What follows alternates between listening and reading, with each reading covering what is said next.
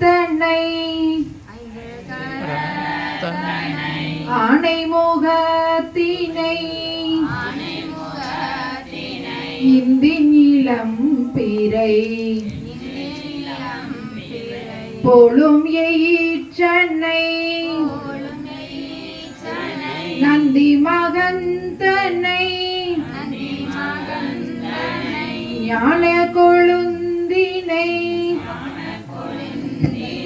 புந்தியில் வைத்தடி போற்றுகின்றேனே. அடுத்தது குலதெய்வத்தை வந்து எல்லாரும் மனசுல நினைச்சுக்கோங்க. அவங்கவுங்க குலதெய்வம் நினைச்சிட்டு நான் சொல்லக்கூடியது பின்னால சொல்லுங்க. எந்த முகம் போனாலும் தங்க முகமாக எடுத்த கைக்கு எலுமிச்சை கனியாக மண்ணை தொட்டாலும் பொன்னாக விளைந்து அங்கு உங்கு பேர் சம்பத்தும் உண்டாகி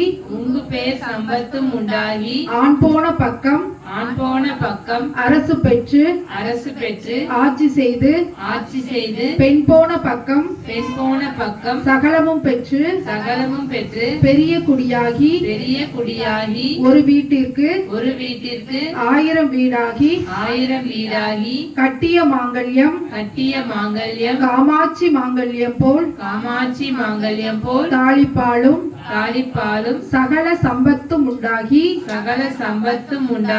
அண்ணனும் தம்பியும் மாமனும் மைத்துனனும் கூட்டம் குறையாமல் கொண்ட பூ வாடாமல் என்றும் சிரஞ்சீவியாய் வாழ